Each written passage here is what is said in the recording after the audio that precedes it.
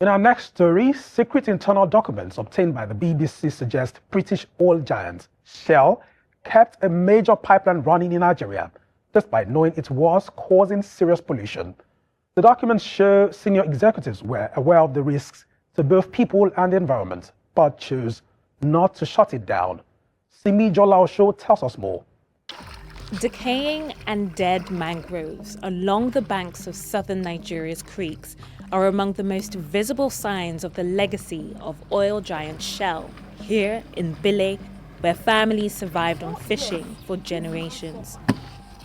We used to fish around here. You see fish, people will fish here, but because of the damage it has caused, nobody now, you can see people are even going out for fishing. Nobody's fishing here again.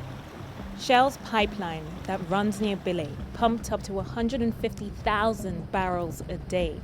Now, documents obtained by the BBC show the company did so knowing it was causing widespread pollution. One internal document from 2012 shows how Shell executives signed off to keep a Nigeria pipeline pumping for another 2 years, even though it didn't meet its usual technical standards.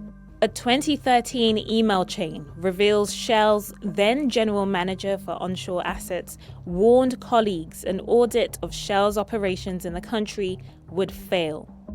The following month, Shell executives launched Project Madrid.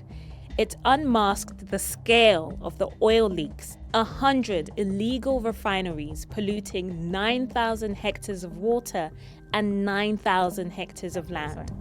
Shell has blamed oil spills here on theft from its pipelines, but the Project Madrid files show that bosses were considering carrying on pumping from its pipeline like the one that runs through here, even though they knew it would cause more pollution.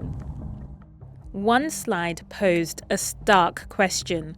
Are we comfortable to continue producing, knowing that further environmental damage will occur?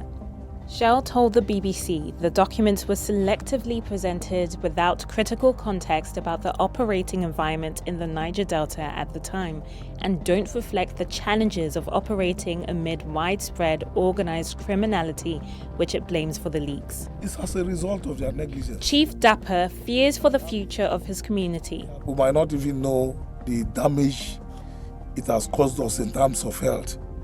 Our people's means of livelihood is gone. That's why we are asking that whatever way Shell and the federal government can compensate this community, this Bile Kingdom, we deserve it. The file suggests executives knew continued pumping would cause environmental damage, though Shell is preparing to defend itself in court. For the people here, hopes of a cleanup remain. Simi Jalaosho, Gist, Nigeria. Oh, painful reality there. This is to come on Gist Nigeria from the BBC and Channels Television. Nearly 3,000 fighters are alleged to have been recruited by Russia against Ukraine from across Africa.